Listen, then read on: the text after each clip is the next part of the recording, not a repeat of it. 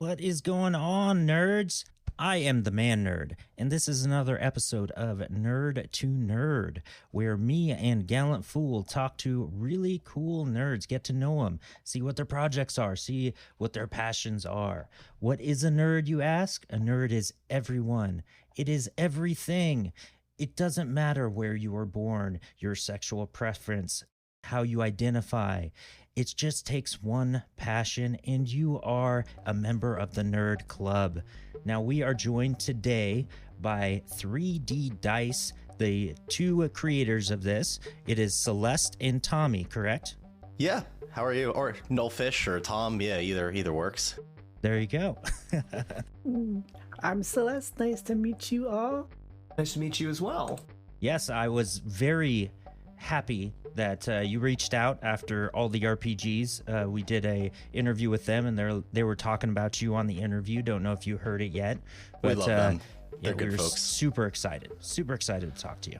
Awesome. I did not get to hear them yet, but they did tell me personally that they were on the show and that we should come on, so that's why we're here. Nice. Happy to hear that. Yeah. All right, I'm gonna fire one off right off the bat here. What is DDDice? Ooh, good question. You want to take that, Celeste, or you want me to? Sure. DDDice is an online dice rolling platform where you can create your own 3D dice, collect the dice created by others, connect with 15, 16 different platforms now, and you can roll your dice in one place and see them in another place. We've got an integration for Foundry VTT. We got a browser plugin where you can connect that to your D&D Beyond, and then click on D&D Beyond, see the dice roll, and you can also see those dice roll in your Foundry, and everyone else who's connected to your dice room can see your beautiful 3D dice as well. If I could add to that, 3D Dice was like born from a concept of like, if you, like in the physical world, obviously where we all live, you could bring your dice anywhere, right? Bring it to a table, go to Gen Con, show off your dice there, buy different dice, right? Nothing like that exists digitally. And so that's where we kind of came in and been like, well, all these different VTTs exist. They're all awesome. You know, I've been in the VTT space for a long time. Like, how do we make it so people can have dice that they can show off everywhere, right? And so that's where 3D Dice came from. Oh yeah, that's great. And I'm gonna just comment on all that. So I checked it out, of course, and created an account and linked to D&D Beyond. And one of my biggest things with D&D Beyond dice, every time I rolled it on my PC, my laptop was different. Every time I rolled it on my PC, it was super slow to roll, like ridiculously, painfully slow. And I connect your extension through Chrome, and it is fixed. I get these cool dice, Oh, that's and awesome. It is super fast. And I was very excited to see that. That's awesome. Another thing, we love, I should preface it, like, you know, we love all the different integrations, all the different 3D dice people have built. The one thing we've noticed with D&D Beyonds as well is that they're all physics-based, right? So there's a lot of people who ask D&D Beyond, like, oh, we want to see each other's rolls. Like, I want to see the dice roll on my screen or my player screen too.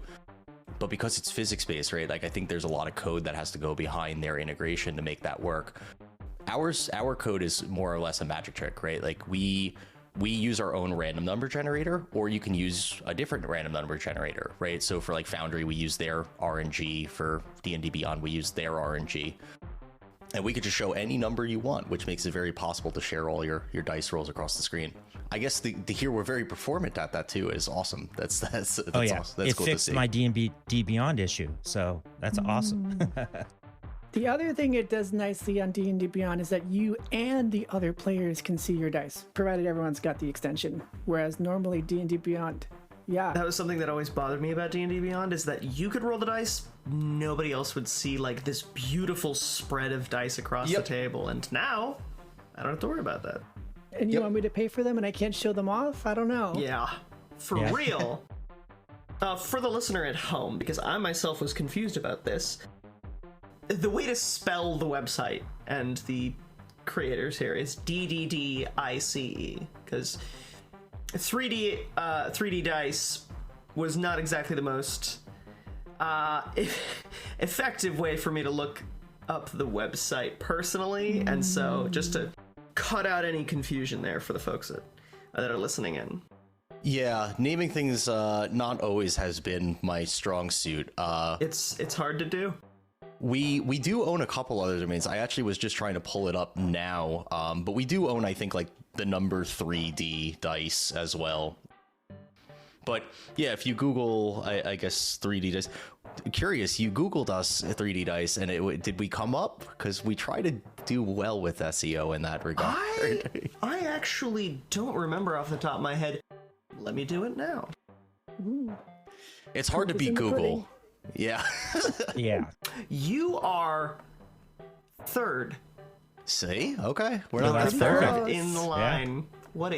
That's an excellent setup right there. We try. That is actually really good. One day we'll be number one, or I'll get We're mad hoping. enough that I'll pay for the top spot. Unfortunately, it's Temu right now. Okay. Well, even beyond that, if you're using Google, it's usually their like D20 roller. Yeah. Yep. Maybe someday they'll integrate your system into theirs and be like, yeah, we'll just use this one now. Well, actually, split. No, I'm kidding. But we would love it. Actually, surprise. All right. Well, I'm going to jump in real quick. I've got one that I want to answer to. So, how can you offer so much for free and your subscription base is very low money on Patreon? You have 3 tiers and the highest is just $10 a month. Like, how can you do that? Definitely a surprise. I think we're kind of spoiled. I mean, so my background, I've been in the RPG space for almost maybe a decade now. And by RPG space, I mean, I've been playing much longer than that, but like I've been building tools for RPG spaces for about a decade. It's all about a community, and that's at the end of the day. I mean, I started 3D Dice with Celeste, based on we just wanted to build something cool, right? And so if we were able to monetize that eventually, like all the better, but we didn't go out and build this for the sole purpose of like, okay, let's like make millions of dollars. And like that's not like why we built it. We just wanted something that like filled a neat niche, and I don't know, just filled like a void I felt was kind of missing in RPG tools. So I guess to answer that question, like in a short way, like one, we're spoiled because, we can fund this and we have a great community we're building that also helps us fund this slowly. And we're doing things the way we want to do them. We have no VC backing. There's no like anybody down our throats about money or anything like that saying, okay, we got to do this. We got to make money. Right. So we can take our time with this. Eventually, yes, we want to make money, right? Like next year we have plans for a marketplace. We want to help others like artists make money off of this. There's a whole plethora of ways that we want to not only make money ourselves, but help others make money. But it's not a sprint, right? It's a marathon. The other thing is we live in this bright future where cloud computing exists, and therefore servers and databases and so forth are very cheap. We got started with hobby plans from a bunch of different vendors that were $0 a month, and you can too. So that's another way that we're able to do this and have so much for free. Also taking our time on like kind of the whole point of like taking our time, like we've purposely kept our code base very slim and running on minimal resources, right? Like, yes, we could let it run wild and do all these crazy scaling things, but like as Celeste said, we're on a lot of hobby plans, and hopefully for the near future we'll remain on there just because of the way we've programmed things. Honestly, simple code is not a bad thing. Is that if there's something that goes wrong, you can just be like, all right, we're not digging through 10,000 lines of code. Yep. Indeed. Good engineering is always the simplest. Yep. Just like everything. Yeah. You brought up a possible marketplace in the future. I wanted to ask about how you do sort of creator splits between yourselves and the creators of the dice, and what your sort of plans are in the regards of dice sales, basically. Yeah. Celeste, you want to take that, or you want me to take that? Oh, sure. I'll take that. So for creator splits, we're offering different tiers of split between creators who are willing to sell their dice exclusively on our site versus elsewhere. And, we're giving them the majority of the split there. We also have a system where creators can work together on dice who may not be part of a company, and they can, if they both have merchant accounts, split it amongst themselves as well.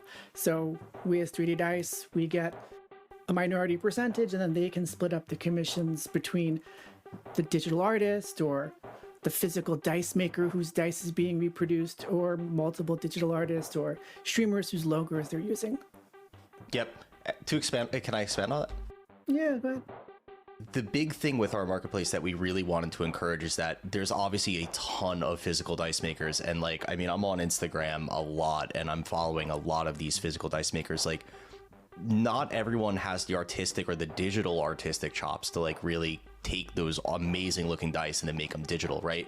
But we've built a community of amazing digital creators, and I truly mean some of the things that these creators put out are insane. Humbly, I built the tool, and to see what they're building out of it is insane to me. But we want to hook them up, right? We want a physical dice maker to get connected with a digital dice maker and be able to split commissions with them, or have ways to sell dice with them. Even for bigger companies, if you think about bigger talent companies, not naming any names, but companies that deal with Twitch talent, right? They want to be able to split their commissions amongst different creators, right? So we've set up a marketplace that allows them to do that effectively. I like that. Feels very much like a literal digital marketplace. I don't know if that makes sense. You look at in any RPG setting, the marketplace is this big town square center where everybody's passing information and trading back and forth, and it feels like that's kind of the intent here too. Yep. That is very much the intent. And also, I think it's a good segue to talk about the dice editor.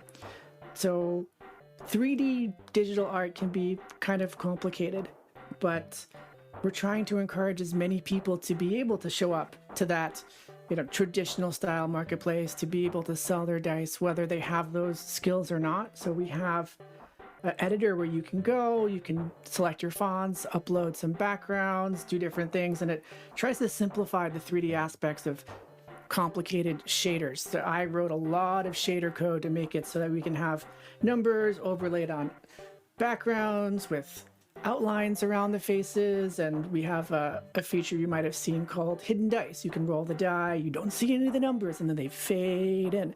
Well, anyone who uses the editor gets that feature. You don't have to do anything fancy.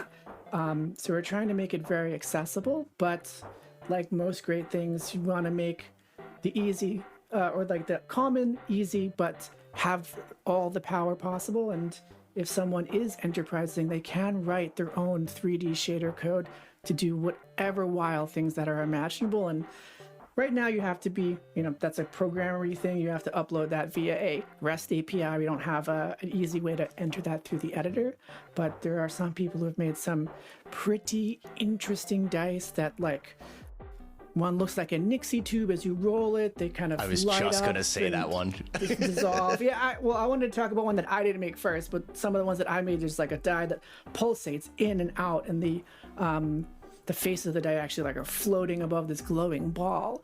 And I implemented that with a custom shader code. Another one that's I personally like because I made it, but I think other people like too, is the digital dice, where as it rolls, it looks like a digital clock, and they light up, whichever one's on top kind of pops out. So cool. Yeah. If it's any testament to the editor and how easy it is, 9,740 at the time of speaking today. And it grows a couple hundred every week that people, and not just very basic dice, the stuff that people create are insane. I'm looking at one on the homepage, one of our better creators, or one of I'd say he's created one of the most Handa, but he uploaded recently using the API an actual skull. So you can roll a skull and it rolls a D6, which is insane to me. So cool. Yeah, I saw a lot of those. They look awesome. I even just used the editor and made some dice today. Some just simple, flat, purple dice. It was super cool. It was a lot of fun doing it. Very easy to do as well. Love it. Yeah, one of our advanced features is that you can remix the dice that other people create. So if I were to make a cool die that you think is really great, it's got some different, backgrounds and stuff, you can then make a copy, and usually, hopefully, if the person kind of made it well, tint the different things. Oh, we can tint the background instead of just being, I don't know, green. Now it's a little yellow, and you make the dice your own. And hopefully, once we do have the marketplace, that we'll give tools to the sellers to be able to allow, under certain circumstances, remixing of dice, so they could sell not just a dice pack of 12 different colors, they could sell you one die that you can then color however you like. Mm-hmm. Yeah, again, super cool. I'm going to be saying that a lot. Say it more. There's a lot I of love really hearing cool that. stuff here, so Yes. If it's not too much, what are all the platforms that you support currently? Oh boy, I was just on our homepage. I can rattle them off. Yeah, go for it. We have, it's all our website. Our website is both desktop and mobile friendly and tablet friendly, so you can use them all three of those. But we support Roll20, D&D Beyond, Foundry VTT, Owlbear Rodeo, Dungeon Master's Vault. We have a Stream Deck plugin, so you can roll using Stream Deck plugin, like buttons. Tailspire above VTT. Boy, we have a Twitch integration. You can spend, your audience can spend bits to roll dice on top of your stream. What am I missing? So I think I can't think of any others off the top of my head. I think that's all of them. That's a lot of them. That's That is a lot. well, it's also growing. Like we've been in chats with a lot of different VTTs too. That our big sell is that 3D dice. I wouldn't say it's the hardest problem out there, but like if you're a VTT, you want to focus your energy trying to make your VTT unique, right? Like there's a lot of VTTs out there. How do you separate yourself? Usually 3D dice isn't the one that's going to like make or break a VTT. However, they are really cool. And, that's where we kind of come in and say like, look, like we offer a full integration. Like if you're looking for a D&D Beyond connector, like you could just integrate with us and then you integrate with D&D Beyond automatically. Yeah, I want to repeat that because this kind of passes people by. If you were a tool maker like a VTT, if you integrate with 3D Dice, because 3D Dice is integrated with all those other platforms, someone can turn on your integration, turn on their integration with any one of those other things, and they can roll on that character sheet in D&D Beyond and see it in your VTT. They can roll in your VTT, and if they really want to, they could see it in Dungeon Master's Vault or in Foundry or anywhere on their stream. They press the Stream Deck button, and then it not just rolls on your stream, it rolls in your Foundry. It rolls in your D&D Beyond. It rolls in your D&D Path Beyond. Builder.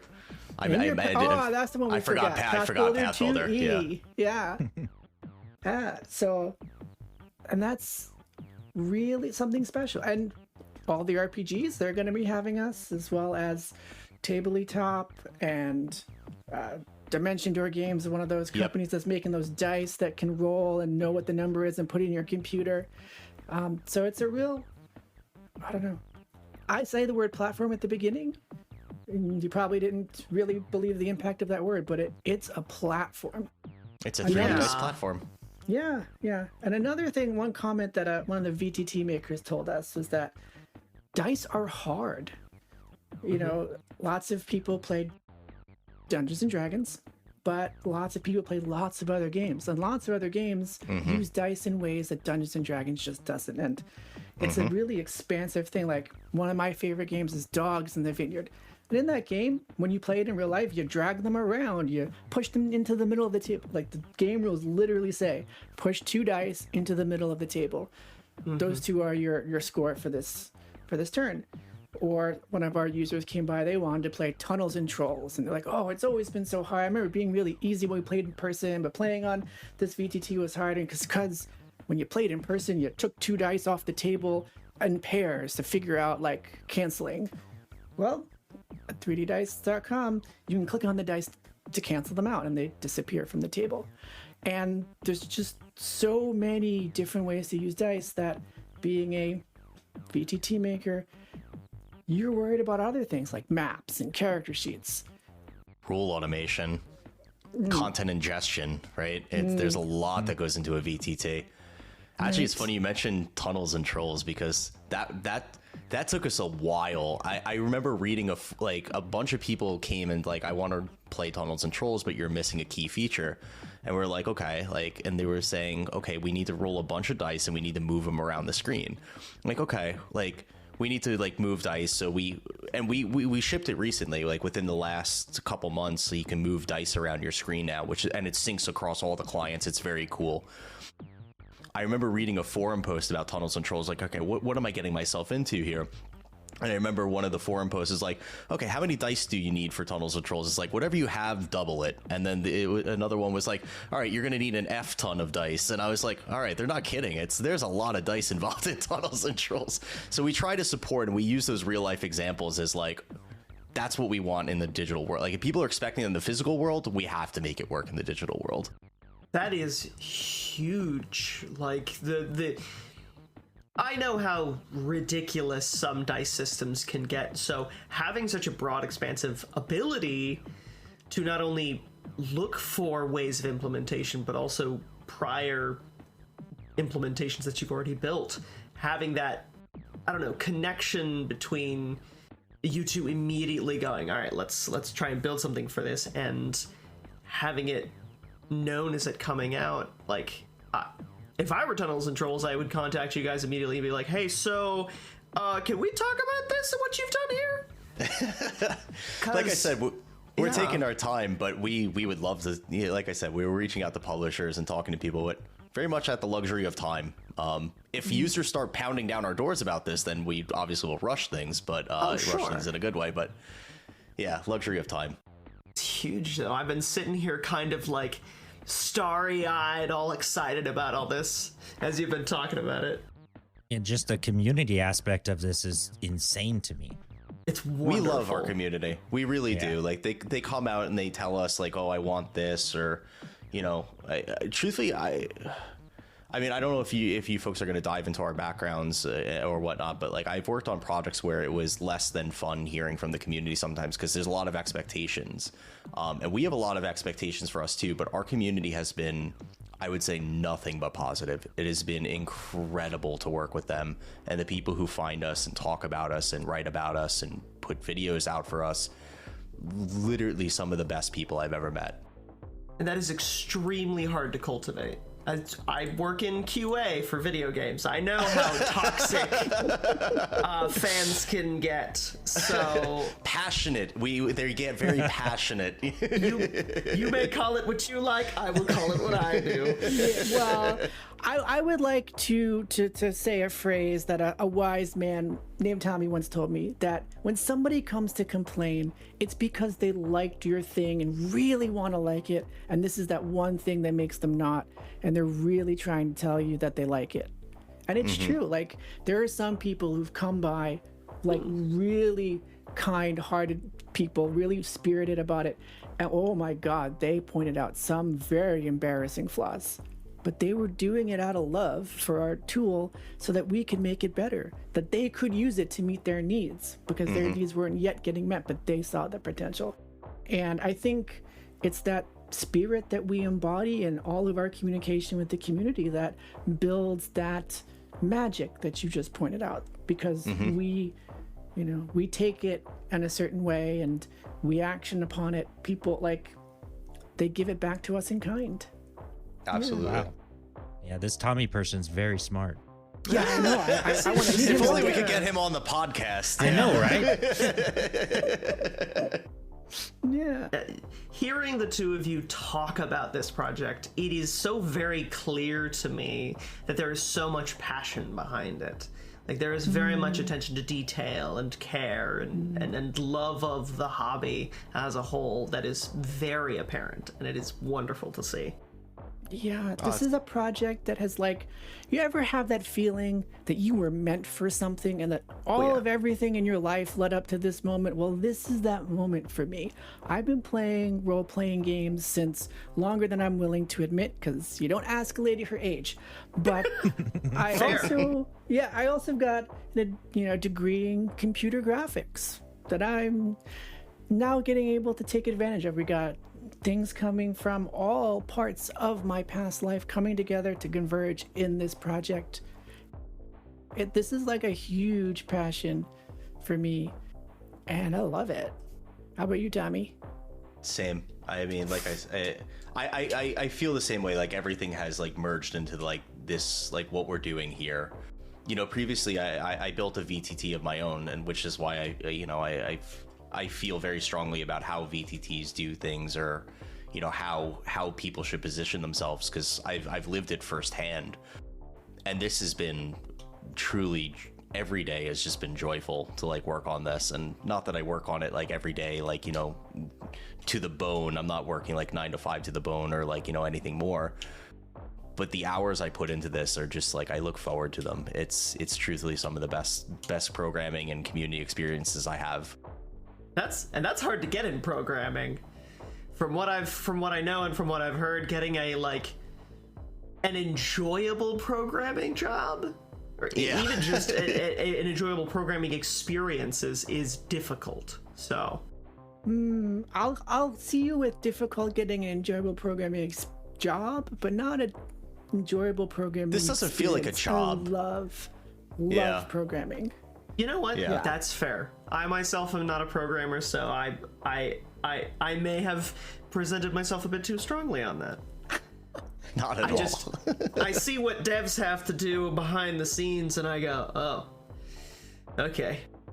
It's okay. I showed my wife the other day like a header that like you can scroll and the header sticks, and I'm like, look at this, and she's like, yeah, I would have expected that. I'm like, it took so much programming to get there. Appreciate me. Well, I appreciated you. I was stunned by that. I don't know if you remember that. Oh. That's awesome. Now, how long have you two been working on this? I started the company in October 2021 with a literal statement that said 3D dice are going to be hot, and I bolded and underlined it. And that was the whole idea. And then I think, Celeste, I contacted you about 2-3 months down the line from there. Yeah. And then it's been ever since then. Man, only a few years and you're this far? I appreciate that, because Wow. it feels a lot longer, and I feel like we still have a long way to go, but thank you so much. That's a huge development process for only 2 years. My God. Oh, thank you so much.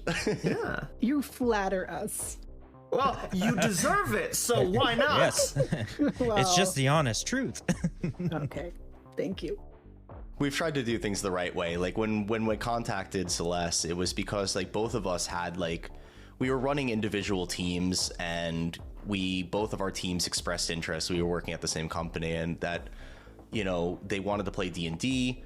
I had this idea floating around. Obviously 3D dice were going to be hot. I'm like, okay, let me just throw together, you know, a prototype in a weekend or two. And I did, and we all played D&D, and we all had a great time. And that's when I contacted you, and I said like, oh, what did you think of that? It's like, oh yeah, I really enjoyed that. My team really enjoyed that. It's like, well, secretly I made that if you want to help with this. And it like I said, it evolved from there. We're very proud of what we've built so far, and I like I said, I still feel like we have a long way to go. So to hear that we've made insane progress from you folks means a lot. That's very validating. I mean, from just the progress that you've made in 2 years, I cannot imagine what this is going to look like in another 2 to 3. Us either. Yeah, let's hope we're integrated with like absolutely every VTT. We're absolutely everywhere. Every publisher is making their like custom dice, but also digital on ours.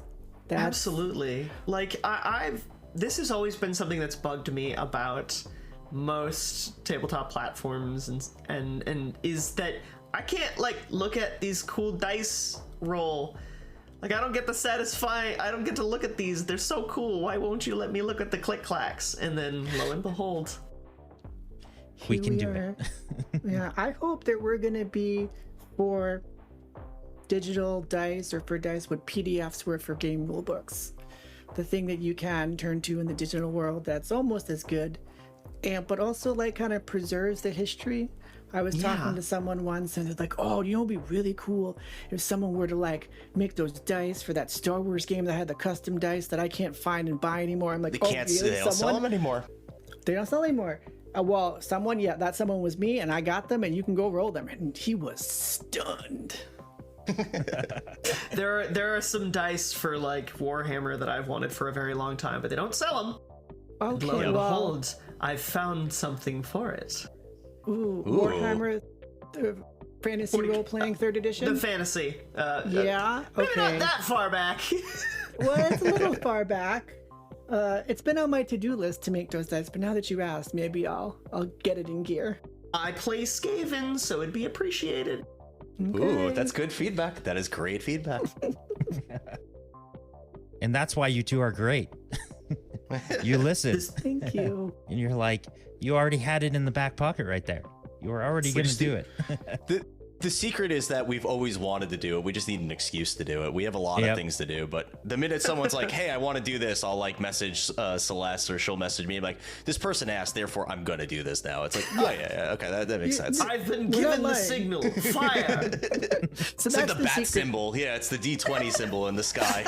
Off in the distance, you're like, my god. Yeah, so the secret to anyone listening, if there's a feature you think should be in 3D Dice, you come to our Discord, you tell us about it, and it's probably getting in sooner than if you didn't tell us about it, because we already thought about it, and we're like, well, nobody asked for it, so let's do this thing that someone already asked for. Like, I literally did all the research about how to make those dice. I've never played Warhammer Fantasy 3rd Edition, but I've got a whole chart that says which dice have which symbols, so that I'm ready. That's awesome. Even like the research behind it, like delving so deep as to go, all right, what's the specificity on everything here, and just building that from there. Awesome.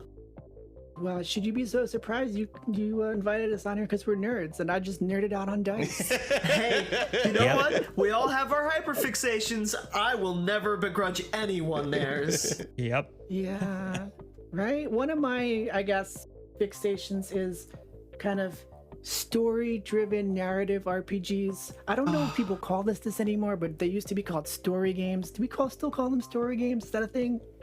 I don't think they're called story games anymore, but the energy is still there, definitely. What are they called now? I don't know that they have a name. I don't know that they've had a name in the past few years. For me, I've seen a lot of people just call them simple systems because it's more narrative based than it is mechanical based. That's I a like good way that. to put it. But some of those systems have much more complicated dice mechanics. Like we were talking about, Dogs in the Vineyard. That one's kind of complicated. I don't know if you consider the Star Wars, Warhammer stuff. They're kind of lesser known, but they got interesting mechanics. And that's one of the things that I loved about them. They were very, I don't know how to describe it, but like purposefully pushing the envelope on what is and isn't an RPG. I played one that's really great, and like most of it, no dice. There are dice, but most of it is a negotiation between you and the GM over how the story is going to progress. And like, I love that. Yeah. there's rules about it, and it's structured like yes and no but. Regardless of what I'm playing, that's always kind of my interaction with the game. Is it's like, I think this is cool. Can I do this? If so, how do you think it plays out? And Right, I do that but- from either side of the screen. But in this game, that was a mechanic. And therefore, that's what the game was about. It was very interesting in a similar way to, some of these other games where having control over story elements is just like part of it. Absolutely. Those games are great. They are. Yeah, All right, so- I got a question for you guys. Because you are nerds and love role-playing games, tell me about your first RPG or TTRPG character. Oh yes. Can I? What a question. Yeah, Tony, you can go first. Okay. I remember. So I started playing. I think I was like so I started later. I was definitely like fresh out of college, and I had a friend that was like, let's play D&D. We played D&D. I did a Dragonborn character. I'm failing to remember the name of him. And I was just like, okay, it's going to be like a video game kind of thing. And I remember my first encounter, I think we were playing... Oh, what were we playing? The one with the giants. What's the D&D one with the giants? No, this makes me look really bad. I know. Storm King's No, Thunder? I feel it. Yes, it is Storm King. It's Storm King's Thunder. Someone's gonna be in the comments just like cringe. He can't remember this. But I was playing Storm King's Thunder with him and a couple other people, and I remember I was in the dungeon with my Dragonborn character, and he's already giving me the whole runaround of just like, okay, you're a Dragonborn. No one knows what you are. They all give you weird looks. Every encounter I'm having with like townsfolk is weird, and I'm like, okay, I get that. But what really drove like this is a true like RPG anything goes moment was we were in the dungeon, and he's like, it's pitch black. You can hear kind of clamoring about. And I'm like, all right, I light my torch, obviously, so I can see. And he's like, all right, cool, roll initiative. Everyone in the dungeon sees you now. And I'm like, got it. I understand the game now. Completely understand. Mistakes Those have been moments are made, great. and I'm going to suffer through them. I understand there are consequences to every action. So I do not think I can remember my first Dungeons and Dragons character. It's been that long ago, but I do remember the first enemy that my character fought, and it was zombie wolves. It was the zombie wolves. Valid. Yeah. It's a solid starter. Yeah, It's a good right? starter. Anything zombie is good. Anything. Oh, yeah. Anything, yeah. But if you want me to nerd out about RPGs and early experiences, Dungeons and Dragons 2nd Edition was a little strange. I don't know if you ever played it, but there was a lot of tables and subtraction, and things kind of were all a little slightly different, even though it was the same game. And then I was like, this is too complicated. A friend of mine was like, you should play Rift. It's so cool. You can be a wizard, or you can, like, I don't know, pilot robot armor, and it's much simpler. And we played that game for a very long time, but looking back, sure, Dungeons & Dragons 2nd Edition was a little unfocused, and the math was a little harder than it should have been, but like, oh my god, Risk was terrible. And There was one bad one. yeah, You always trip it was and fall into one but, bad like, one. Yes, yeah. I also, worth mentioning, just because I have, if you ever watch our live streams, you'll probably see in my background, there's a character portrait behind me. So what my GM back in the day commissioned my actual second character, which I actually took every gnome name in the book and I smashed them together. So I was Gimbal, Knacker, Timbers, Durin, Buren, Dargle, but you can call me Jim. And so I was always Jim. And so behind me, if you ever watch, like I said, our live reference. streams, I have, right? I thought so. I thought it was good. It's a good one. My third character, I would always say like, oh, Danger is my middle name, and I would just accumulate. I took notes of every middle name I've ever claimed I have. So like our final boss scene, I had like 50 middle names. I was like, if my name's not, and I listed every name. That's so good.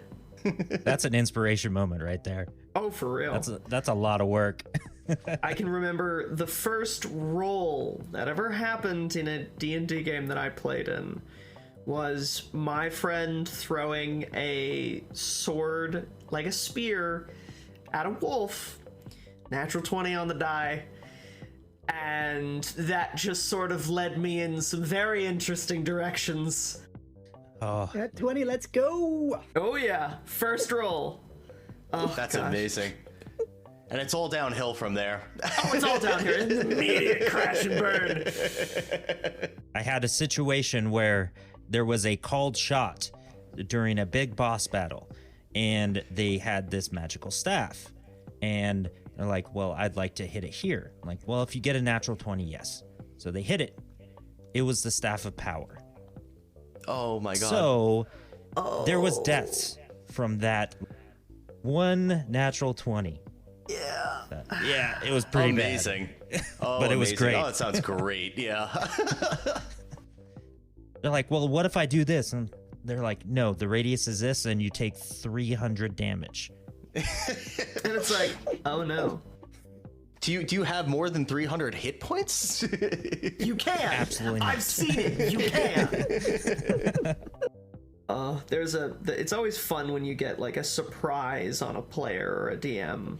It's always what I try to go for whenever I'm running games is I will give you lots of abilities and items, and I will forget all of them up until the moment you tell me that you're using them. And then Yes. I'm going to suffer. Yep, I feel absolutely. like Andrew has to deal with that from me a fair bit. Yes, but now you have to deal with it from me. We play a actual play, which is a part of the podcast as well. And Luke has recently taken over the DM spot, and I'm a Amazing. player now, and it's so much fun. Yeah. I love. So do you folks swap like the GM DM role?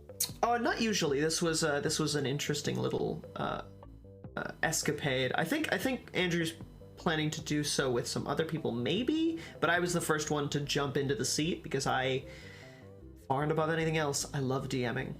Like I like playing, but DMing is where my heart lies. I'm a storyteller at heart. Yep. Oh And yeah, you're doing it's so good. I love it.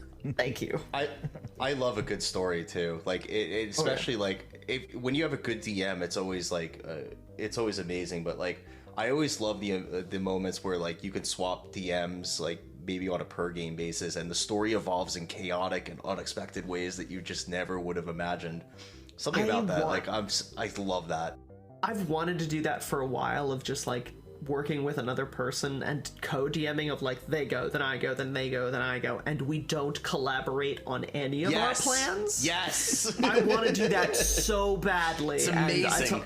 But it's also like nerve-wracking because I've always been so like hands into the settings or hands into the plans and like building everything in the background. So the idea of not having any control over that and all of a sudden something completely shifts, that's both terrifying and exciting. Oh, of course. There's nothing worse than planning an entire 3-hour session to have it completely derailed in 5 minutes. Yeah. I totally understand that. Yeah. You gotta learn improv quick. Or planning like 4 hours worth of stuff and only getting to doing 4 hours, but only getting to maybe 5% of what you had prepared. Looking at you, Andrew. That's always the best. Preparing is half the fun. Come on. Yeah. But this like rotating GM thing that you guys are talking about segues really nicely back to that game I was talking about that had like the negotiation mechanic or how the story evolves. The way that game works is called Polaris Utmost Chivalric Tragedy at the Utmost North. And in that game, you play with 4 players and you take turns being the sole player when the other 3 people are the GMs. One is your nemesis, one are all of your allies, and the other are all of the other enemies. And you've told me about this. Yeah. Ooh, I tell you about it a lot because I want to play it again soon. I know, yeah. And so you take your turn, and you know there's that negotiation mechanic, and at a certain point you're like, nope, I stand hard, up firm, I'm not going to negotiate anymore, and you roll your d6, and that determines the outcome. And once you roll your d6, play passes to the left, and then that person's the player, everyone else is the triple GMs. That's interesting. That sounds really cool. That's really cool. I definitely need to look into this.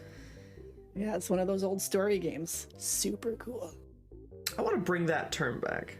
Yes, story games. Heck yeah. Story games. Yeah. All right, any more questions you got for them, Luke? Yeah, I've got like just basically the last one that I've got off the top of my head is beyond global servers, which I know is stated as one of your big plans for the future. What are some others that are you are excited for, or that you maybe have in the pipeline that you could maybe hint at for us, or just give us a straight answer? I'm not sure what you'd like to do in this situation. Yeah, I have my answer. I don't know, Celeste, you want to go first, or you want me to go first? Oh, well, I think your answer is going to be marketplace. We want to make a place where we talked about for everyone to sell their dice. You had something else? We've talked about it in a comment at some point that someone asked about, but we have a channel about it. I'll give you the hint on that if we're allowed to talk about that. You have no idea what I'm talking about. No idea what you're talking about. That's awesome. I love it. Because we really don't talk about this because it's not a thing we're going to do. It's a thing we're thinking about doing. I'll put it that way. Yeah. A thing about 3D Dice is that what I really like is we talked about this in the beginning, but it's one piece of a tabletop game, and I'm really thrilled to be doing one piece of it well, right? Like, I have zero desires to be a VTT. Been there, I've done that. They're fun. They're amazing. The people who do them well do them extremely well. I have zero desire to compete with those types of platforms. Things, if you think about something other than dice, what are there, right? Like there's cards. And what if we gave people the same mechanisms we gave dice today, right? You have an editor and you could create decks and all sorts of. I know. There's been a lot of excitement around this, and we've had a channel internally. We've had a channel internally for about a year where we're like, "What if?" And we're like, if someone asks." Lately, people have been asking. Again, this is zero promises, zero expectations. We're going to do this, but in the future. We would love to. If the time comes and we really nail the marketplace and the marketplace is doing well for us, and by well, I mean like people are active on it and our merchants are doing well, right? Like we only succeed if our merchants do well. Cards might be a thing we look into because I think there's another market where people are not looking, where it's like, oh, it's just cards, but there is so much you can do. For me and my wife play Wizard Kittens like every other night, and I swear that's one of my favorite games right now. But that's all cards, right? Like it would be cool to build that type of stuff and let people play it digitally. As someone who has for many long years been invested in card games from one form or another, and eventually stepped off of them as they became more and more aggressively mainstream, I love this idea. Because I've always wanted to introduce cards as a mechanic, whether it be in D&D or anywhere else. Like I love the idea of, to borrow a very specific term, a duel, basically. Yes, duel. Look, you can go ahead and find my exact reference point if you'd like, but I've always loved the idea of playing with cards, regardless of what it's involved in, and so that's very exciting. And digitally, so cool. Digital cards, just free access, just you've got 5 there in your hand.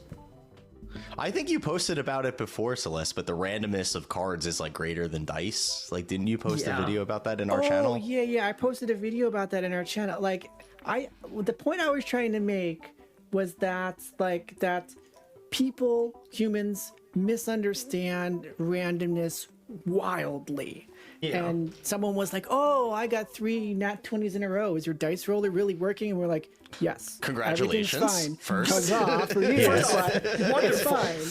First of all, congratulations. And then, so I had watched this long form video, a number of file on YouTube about shuffling cards, and in order to shuffle cards in a way that's thoroughly random, where any order of the cards is likely as any other order, you have to do that break shuffle or bridge shuffle 7 times.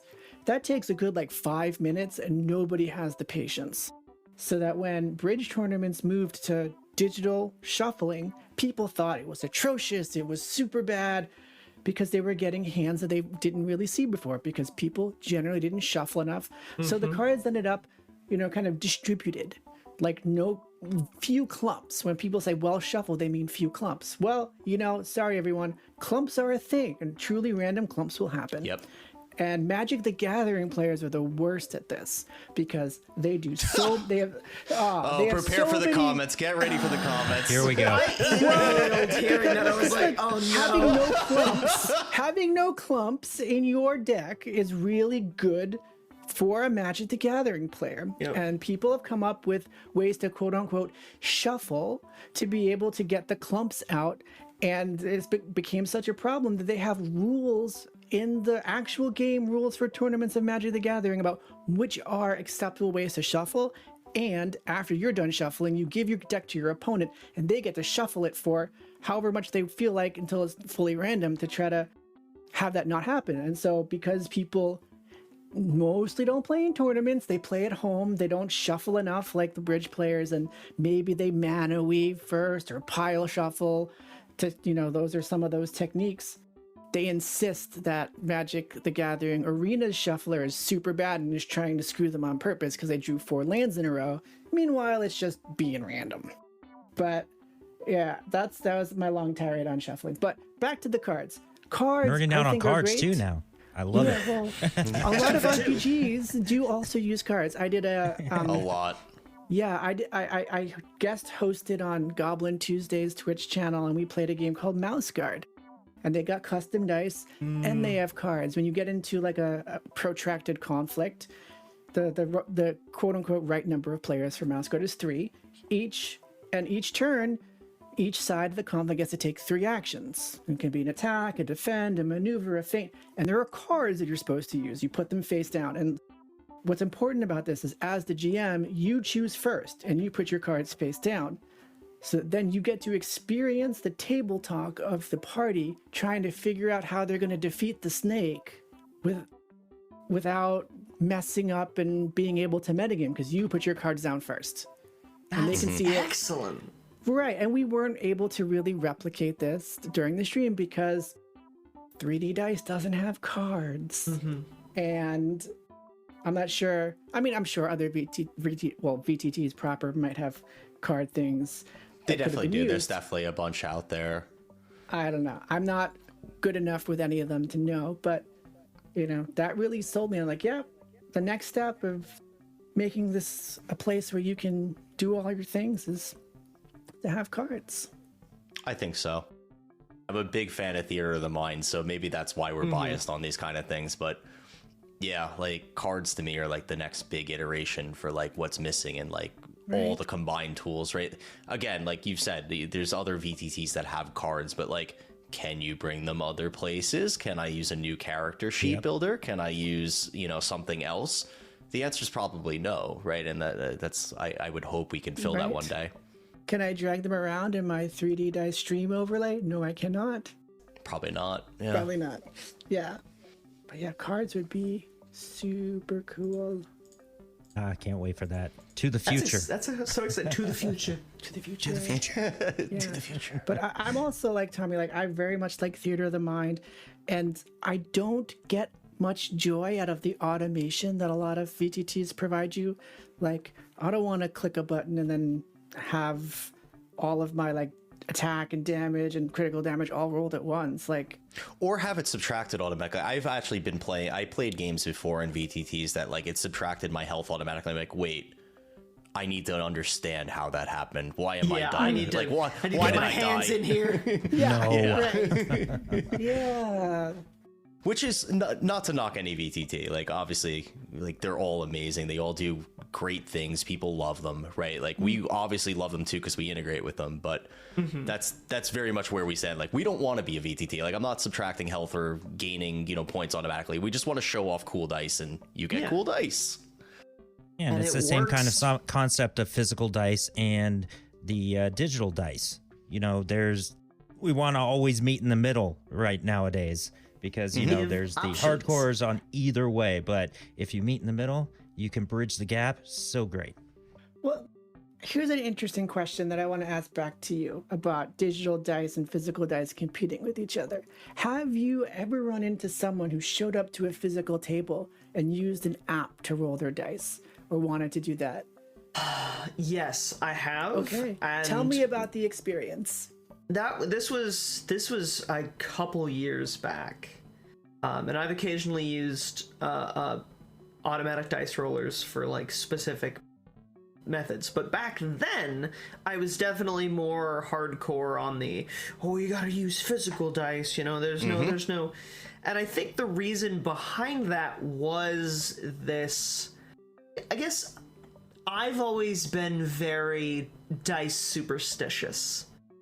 Of my Luke dice have kisses whims his dice. and wants. I give my D20 a little kiss when I roll it. All respect for that. Because it works. Because in my mind it works, right? And that's the thing is, I know not everyone's superstitious about their dice, but there's definitely this sort of like idea for me of like, if you're not rolling them if there's not something inherently about you rolling them, it's off. And so having custom dice, being able to say, okay, I'm going to use this die. This is feels very much my character or very much my personal style. Being able to roll it feels more interconnected. Well, I do have dice superstitions. I would put all of my dice into little piles with the highest number facing up because I was convinced that that little bit of gravity while I wasn't rolling them was going to make them roll the highest number more often. Absolutely. It does. I set my dice up, highest number up. Yeah. Just set that right along the edge of my little dice tray. Yeah, right?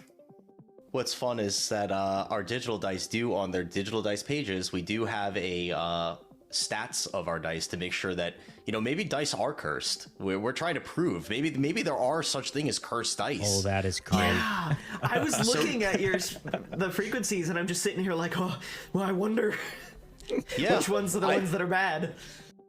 I mean, we eventually want to extend that to users too. Like, I think it would be really fun. Like right now you can see, like, I think bees is one of our most popular themes, right? And it's really cool to look at that one just from a data nerd perspective, right? Because you could see all the values and they are nearly perfectly flat. It's just every value is rolled exactly the same number of times almost. But that would be cool to see a player's page and be like, wow, you're really cursed. You just roll really bad every time. It Doesn't matter what you have.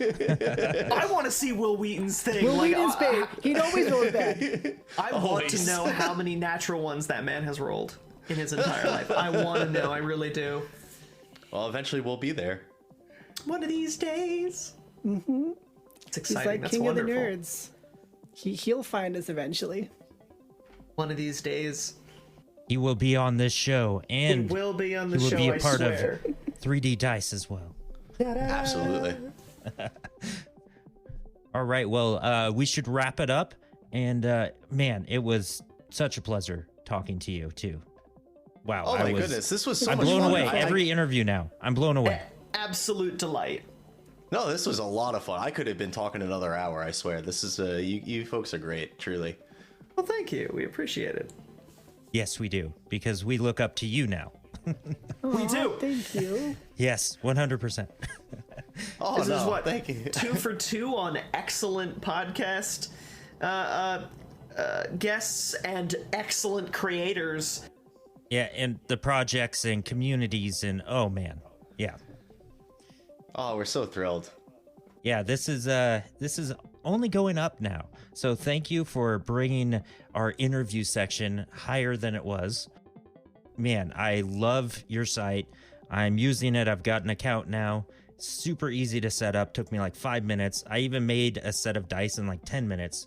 They look super cool. I love it. Linked it to DND Beyond by just watching the tutorial video, which it's very easy. You just set up an extension.